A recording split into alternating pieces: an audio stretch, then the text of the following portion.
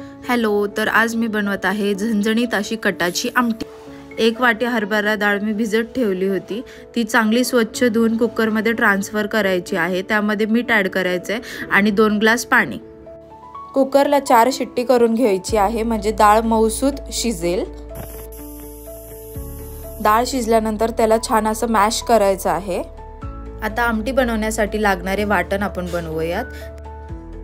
2 कांदे भाजून घ्यायचे आहेत, कोथिंबीर, कढीपत्ता, भाजून घेतलेलं खोबरं, आलं आणि लसूण आपल्याला लागणार आहे वाटण्यासाठी। ते सगळं मिक्सचर आपल्याला ट्रान्सफर करायचं आहे मिक्सचर मध्ये आणि चांगलं वाटण करून घ्यायचं आहे।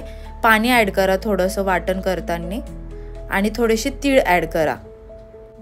वाटण तयार झालेलं आहे। चला आता आमटी बनवूयात। आता पातेल्यामध्ये मी तेल घेतलं आहे, त्यामध्ये मी वाटण ॲड केलंय। वाटण चांगलं भाजून घ्यायचं आहे, चांगलं तेल सुटूपर्यंत। आता त्यामध्ये सर्व मसाले जातील। मी यात घरचा मसाला ॲड केला आहे, थोडीशी हळद आणि थोडंसं धना पावडर ॲड केलंय। ते मिक्सचर चांगलं मिक्स करून घ्यायचं आणि त्यामध्ये थोडासा गूळ ॲड करायचा आहे। मसाला चांगला भाजून घेतल्यावर त्यामध्ये डाळ ॲड करायची आहे, जी आपण शिजून घेतली होती। आता त्याला चांगलं मिक्स करायचं आहे। आमटीला छान उकळी आल्यावर त्यामध्ये कोथिंबीर ॲड करायची आहे। झणझणीत आणि चविष्ट अशी आपली कटाची आमटी तयार झालेली आहे। ही तुम्ही पुरणपोळी आणि राईस सोबत खाऊ शकता। एन्जॉय।